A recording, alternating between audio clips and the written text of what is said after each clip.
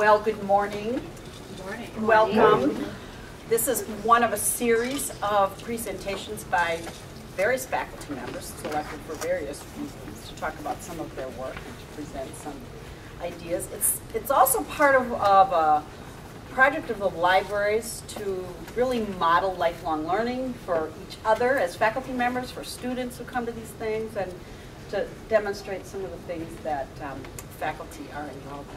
So I'll introduce Robin in a minute, but I'm also announcing that a future one of these, which is Tuesday, April 5th, I guess that's next Tuesday, one of the Edgren scholars, Amy White, and a student, Nina Rasmussen, whose relative is in the audience, are going to present some collaborative research that they did together. And the title of their talk is going to be In Their Voices, Spiritual, Psychological, Relational, and Academic Needs of Students of Color. Surely a good topic for our campus. And I'm also here to introduce Robin Hasslen, who's a colleague and friend of mine. And she's going to be talking about some of her work related to caring, as this is one of, she won the award last year for, what is the title of that award? Service Award for Faculty. And she's been at Bethel for 10 years? 7 years. Was hired from St. Cloud State University with a long history background in early childhood education and pre-primary education.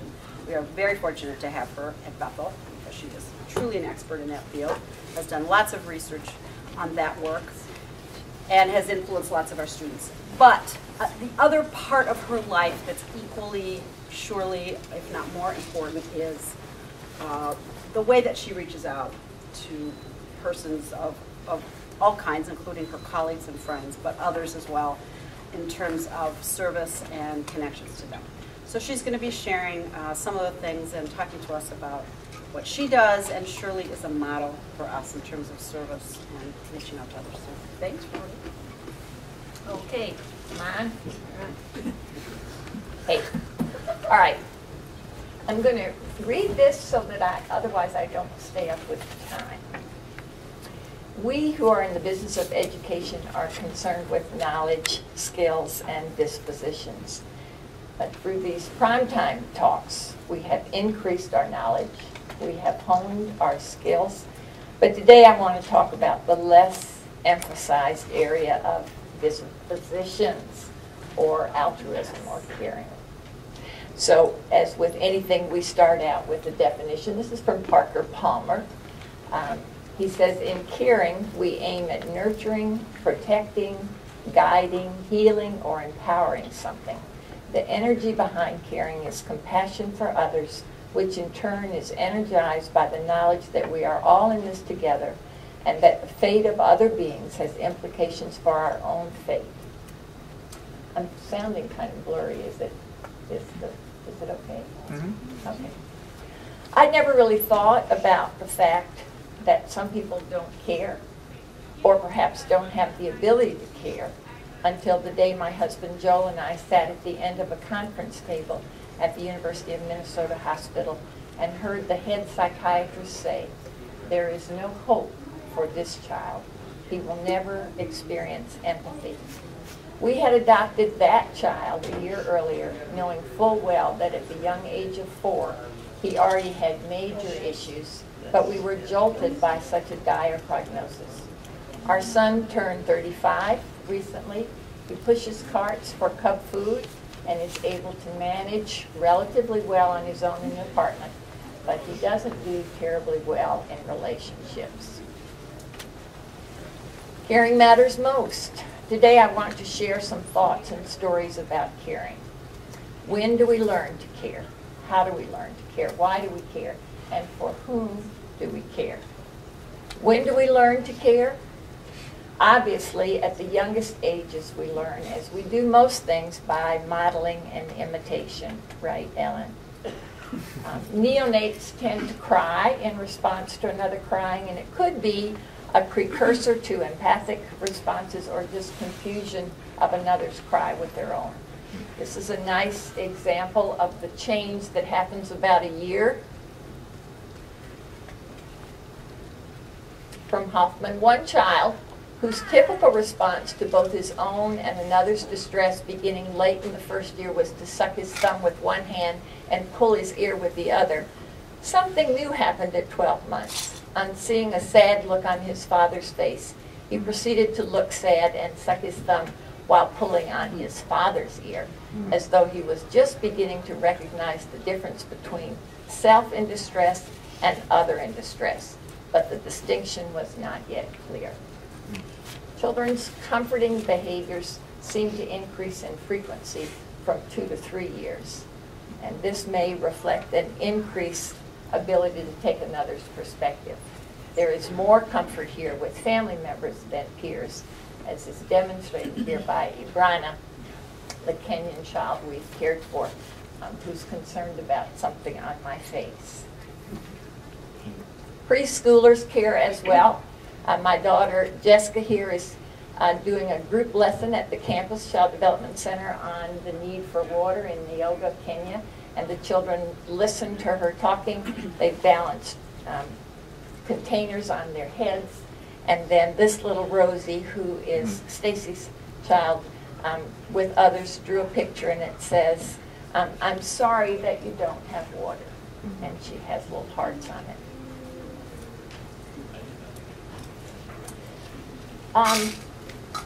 We have models. Oh, I forgot this one. Okay. Also, we know that if parents are caring people, we're probably equally concerned about others. It was a little frightening to me at the State University where I was for 18 years, that when I asked college students what they saw their parents doing for others, there was often silence in response. I've been so impressed in my 7 years at Bethel at how much service is a part of what everyone does. Not only the structured service during spring break or interim or TCO, for example, but the daily caring you do for each other. And so this is a graph, for example. Bethel seniors are significantly more likely to have participated in volunteer work compared to seniors at Carnegie Peer institutions. In 2010, 77% of Bethel seniors completed some type of community service, compared to 61% of seniors at Carnegie Peer schools. The consistency of these results over the past 6 years demonstrates that Bethel has the capacity and is committed to engaging students in community service. It's pretty impressive. How do we learn to care? We have models for caring in our lives. Parents, friends and strangers, colleagues and students. I grew up in the South during segregation. I heard my father's concern for his position at the university every time my mother joined the blacks at the lunch counter sit-ins, or when she integrated the League of Women Voters. I watched her leave the house day or night to minister to an alcoholic friend or an ailing neighbor. I had heard stories about her years working in a settlement house in New York City. I knew I never wanted to disappoint her by doing less. Very clearly in my memory is the picture of the day when a reporter stood in our living room interviewing my parents about the upcoming family art exhibit at a local gallery in Columbia, South Carolina. Being the only non-artist in a family of 6, I was not really tuned into the conversation with the reporter until I overheard him ask my mother, "But don't you have 4 children? What about the other one?" Akin to the Cinderella story, my mother responded, "Oh, you mean Robin? She can't paint, but she's going to save the world."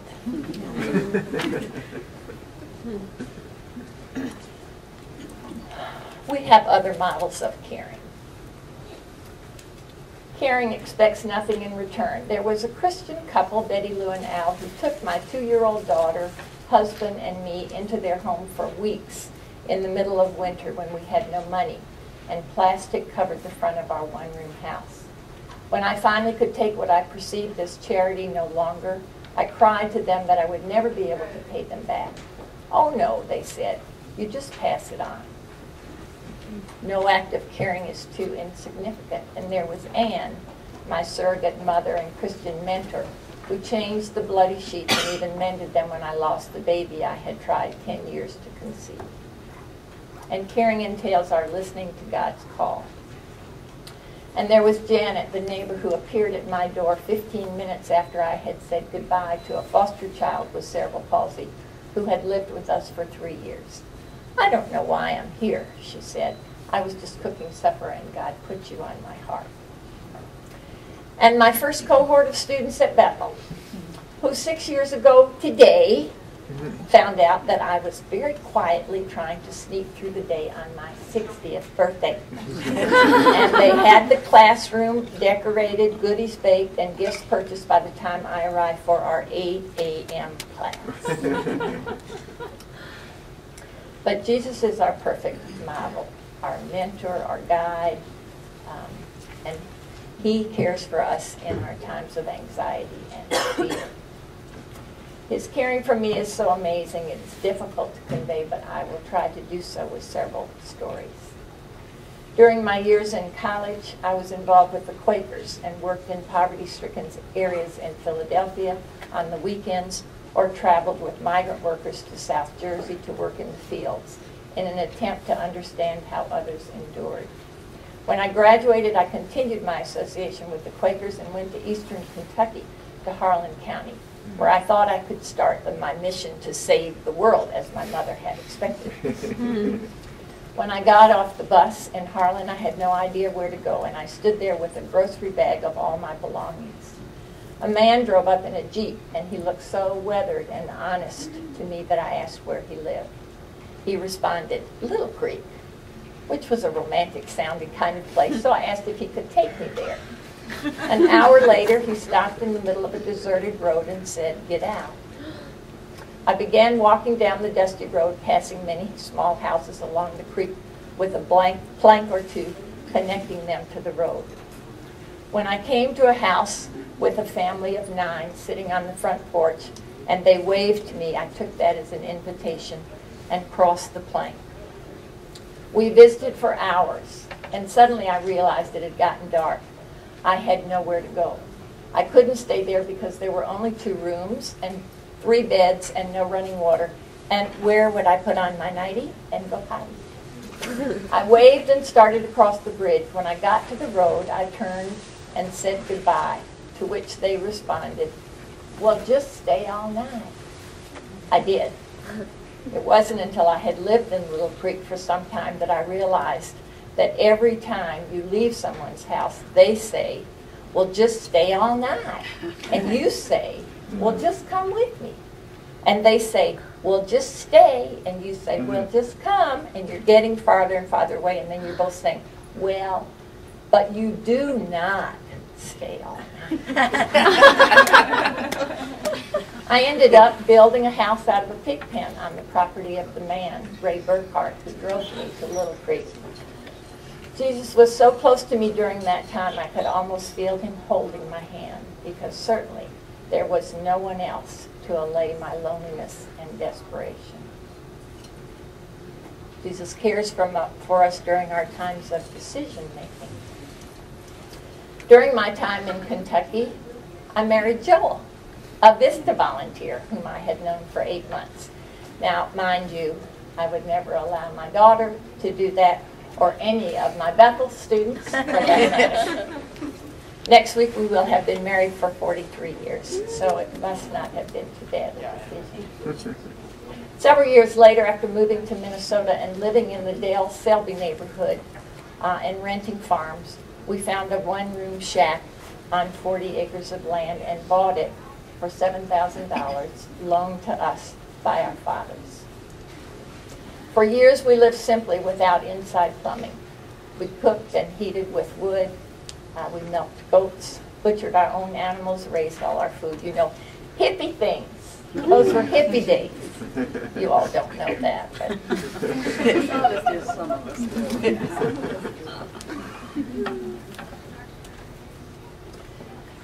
Then, some years later, the opportunity arose for us to buy the adjoining 80-acre farm. We prayed about it and just knew it was God's plan for us. Our neighbors who owned the farm had promised us first dibs. We made an offer, and then someone else upped it, making it impossible for the neighbors to refuse. We finally accepted that this was not God's plan for us. Several months later, the neighbors stopped in to tell us they had changed their minds, and if we wanted it, we needed to put down $1,000 earnest money. That night we prayed again and counted our savings. It added up to exactly $1,000. We fretted over whether or not we were good stewards if we used all of our money, but we figured God would take care of us. The next day, Joel took the check to the neighbor and went to work in the cabinet shop, where his co-workers razzed him about giving away all his money. That same day, when I went to the mailbox, I found a letter from the pastor who had married us years ago in Kentucky. Inside was a check for $1,000 with a note, no strings attached. This is just because I love you. God's caring in a more recent decision occurred in February of 2004. I was sitting at my desk at a state university when I happened to notice an ad for the director of early childhood services at Bethel. I knew Sue Foster, who held the position, and I phoned her, thinking on a whim how much fun it would be to work with her. She said she was retiring, but that I could apply because, among other things, I would love to work with the King Child Development Center. Never planning to leave my university position and thinking I couldn't stray too far from our farm, nevertheless, I traveled to Bethel and met Sue at the King CDC. That week I completed an application and sent it to the dean. A month later I visited Bethel again and left that day feeling it was not the right place for me. And the pressure from colleagues was too great to combat. I withdrew my application. All the while I asked God for guidance and wondered why I was so unsettled. Then one morning, the first week of May, I received an email from Louise Wilson in Bethel's education department, and it read simply, "Would you reconsider?" "Yes," was my immediate reply. God had let me dwell in uncertainty for a long time, feeling uneasy and at odds with myself and my decision. Bethel knew better than I what God's plans were. Jesus really takes care of me. Jesus takes care of us during our times of confusion and self-doubt. He modeled caring through my many years of parenting of my own children and of many foster children. All I ever wanted out of life was to have loads of kids. When I read the nursery rhyme about the old lady who lived in the shoe with so many children she didn't know what to do, I wanted to be her. Having the first child, I put these up so you could know me in my younger days, since you've only known me like this. Having the first child was the most exciting experience of my life.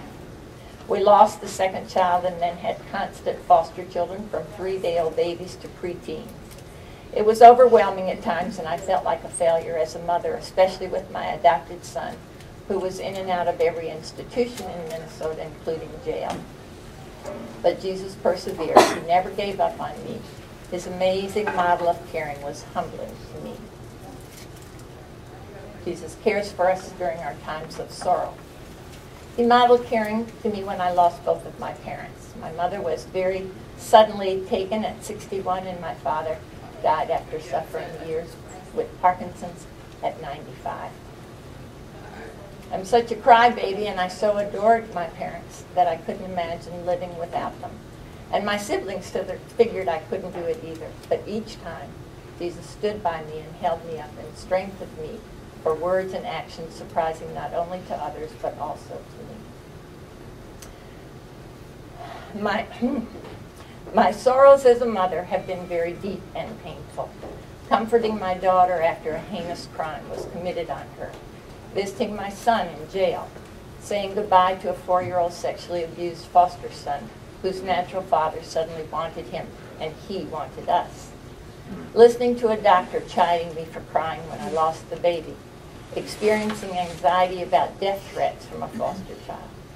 In all of these situations, I could feel the presence of God because he knew I couldn't manage without him. So why do we care? Not only is Jesus our model, but we care because Jesus commands us to care. In 1 John, we love because he first loved us. If someone says, I love God and hates his brother, he is a liar. For the one who does not love his brother whom he has seen cannot love God whom he has not seen. And this commandment we have from him, that the one who loves God should love his brother also. In Ephesians, be imitators of God, therefore, as beloved children, and live a life of love, just as Christ loved us and gave himself up for us, a fragrant offering and sacrifice to God. And Romans, owe no one anything except to love one another. For he who loves his neighbor has fulfilled the law. The commandments, you shall not commit adultery, you shall not kill, you shall not steal, you shall not covet, and any other commandment are summed up in this sentence: love does no wrong to a neighbor. Therefore, love is the fulfilling of the law. How do we demonstrate our caring? I think we live it in small and large ways, in unseen and obvious ways, in quiet and applauded ways, all of which witness to others. A particularly poignant witness of caring has been a student of mine, Alicia Bryant. She just returned from her second spring mission trip to New Orleans with Urban Impact. When I asked her why she did that twice instead of going to Cancun or Fort Myers, she looked at me with a puzzled expression as if that was a dumb question. We're called to serve, she said. When we're at Bethel, we're caught up in work and stress, and it's all about ourselves. Maybe it's selfish, but I feel myself being transformed and taking on a servant's heart. This time, the 16 of us met 4 Bethel grads who had all moved to live and work in New Orleans. They were a great model to us. I feel like we are so blessed here, and we can't waste what God has given us. I then asked Alicia what she had given to others. Hope, she said quietly. Because I consider myself an anti-racist, I would like to share an act of caring of mine which changed my life. It was the summer of 1964, and I had gone to South Carolina following my freshman year of college in Pennsylvania. I waited tables at Drake's, a restaurant which catered to white-collar businessmen and where we worked ourselves into frenzies during every noontime rush of customers. That, of course, was the summer that the civil rights legislation was passed. In anticipation of that, the owner of Drake's had forewarned us about the possibility of an African American entering the establishment, something heretofore illegal. With a red face, he threatened that if anyone dared to wait on those people, of course he didn't say those people, they'd be fired. In the middle of the noontime rush on the day the new law went into effect, I was busily taking and filling orders when I suddenly realized that the place had fallen absolutely silent. I turned and saw that 2 young black men had entered and were sitting at a table near the door. No one moved as the boss assumed a defiant stance in front of them. I picked up menus and waited on the men while the diners and staff remained frozen. When they had finished their meal, I asked if they wanted dessert. They were visibly shaking and said no. I whispered that in this place, it was part of the meal, it was already paid for, and besides, we had wonderful peach cobbler. They had dessert and left me a better tip than any white businessman had ever left. I cleared their plates and entered the kitchen, whereupon I was immediately fired. But that's not the reason for this story. Losing a job is never a big deal for a privileged white person. But the event was a rude awakening for me to the reality of the racist system in which I had blindly participated for the first 18 years of my life. I vowed that day to do my part to work for social justice. To that end, when Joel and I left Kentucky, we moved to St. Paul in the Del Selby area, where we found a place to rent as the only whites. We didn't aim to be crusaders, we just wanted to quietly be. The day we drove up to the door of the house with a to rent sign in front, a little girl came around the corner and stopped dead in her tracks. Oh, a ghost! No. She cried as she looked at me. Then Mr. Banks answered the door, and in response to our query about the rooms, he called over his shoulder, "Miss Banks, we got a room for a white boy." Our stories about that time and place are numerous, but suffice it to say, that it gave me a new perspective, and for just a short time, the shoe was on the other foot, and it was very painful. 40 years later, speaking to the faculty at Maxville Elementary recently, after I finished, a young black teacher, well, not too young, a black teacher, came up and took the microphone and announced to the assembled staff, "I know her," and recalled his days of going to the little corner store across from our house and checking on the white folks as everyone else in the neighborhood did. My experiences of structured caring have been my years of volunteer work with hospice and in the emergency room. Emergency room stories are plentiful in providing examples of God's caring not just for me, but for many people in distress and crisis. One Friday night as I entered, I was met by the charge nurse who said that the helicopter was landing and transporting a young boy who had been in an automobile accident and had lost both eyes.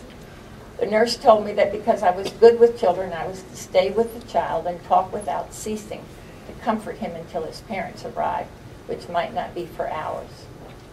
The child was covered with blood and bandages.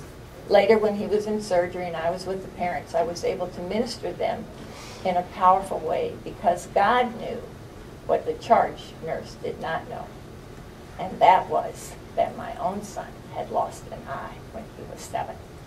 And so I knew that even in this situation, God cares for us with great tenderness. My hospice patients have been young and old, excited about dying and terribly frightened. But the one that changed my life forever was Anita, a young single mom of 37 with 3 children and on welfare. She had been misdiagnosed, allowing the cancer to grow for 3 years before it was discovered. And then she lived 3 more years in pain and sorrow over the thought of leaving her young children. Towards the end, I moved in with her and recalled the warmth of our nightly rituals. She hated to go to bed because the doctor had told her she would probably just slip away in her sleep.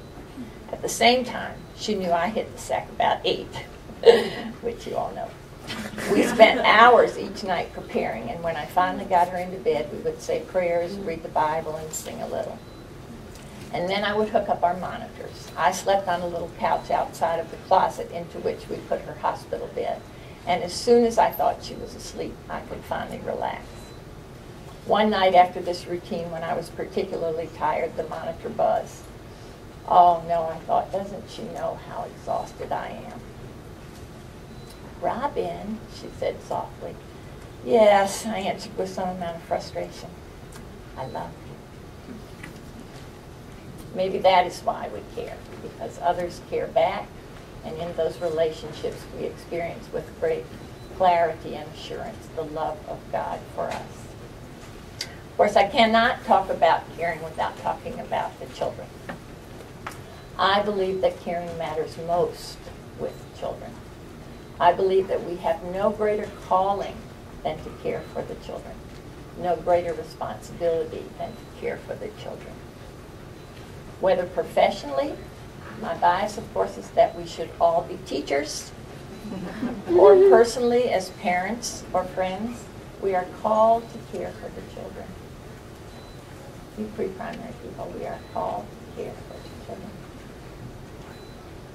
In closing, I'm going to share 2 beautiful little anecdotes about children because children are my passion. I often do the children's sermons at my church.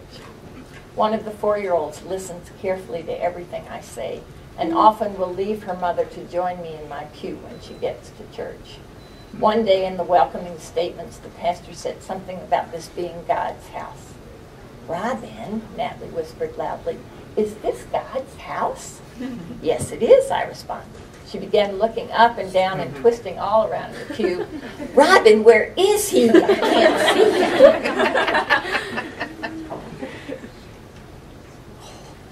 We supported a Kenyan political exile and her young child from the time he was born until he went back to Kenya at 5 years old. And the child, Ibrana, came to the farm with me every weekend and spent the summers there. My father-in-law died, and Ibrana had been very close to him, as a 3-year-old can beautifully be. When Grandpa died, I had to explain to Ibrana what had happened. "Where is he?" Brana asked. "Is he in a hole in the ground?" "No," I responded, "he's in heaven." "With the angels?" "Of course," I answered. Several months later, one Sunday, we drove out to the small rural cemetery where Grandpa had been buried. It was a beautiful day with the sun shining and the birds singing. When we got out of the car, Ibrana looked at me and said, "Nanya, is this heaven?" We don't need children to remind us of God's caring, but actually they do it best. Children evoke caring from us by their innocent trust and needs. They reciprocate and model to us how to love unconditionally. This is my daughter, Jessica, who for me is the ultimate model of care, as she interacts with the baby who is one of the many, many Kenyans with whom she has shared her life over the past 9 years. In her recent Nomadic Chameleon blog, she wrote, "Someone once told me that I don't live in the moment, that I'm constantly moving towards something. Maybe they were right. If I was to define the persona of a nomadic chameleon, I would do it this way. Someone who is comfortable everywhere and nowhere. Someone who is at home wherever they are. Someone whose people are not solely their family, but everyone with whom they are able to form a bond. Someone whose life can be packed into a suitcase, but whose memories would overflow the Taj Mahal. Someone who is never lonely even when alone. Someone who is capable of great love, but is propelled by wanderlust. Someone who knows the limits but steps outside them. Someone who seeks justice and passion and truth on the path that no one else would choose. Someone who sees life as a journey without a destination. Someone whose goal in life is to care for all those who God puts on the path. When I have no answers to some of life's turmoil or sadness, as in this scene in Kenya, just after this little Caroline had eaten every little speck of a piece of bread that I had given her with her little fingers, if she dropped a little crumb, she would pick it up. So when I have no answers, when I am tired or stressed, I need to rely on the knowledge I have that Christ is right beside me caring. And that relationship is so hopeful, so pleasant and safe and secure that it spurs me on to care for others. So why do we care? Because Christ commands us to care. May we always be ready to obey.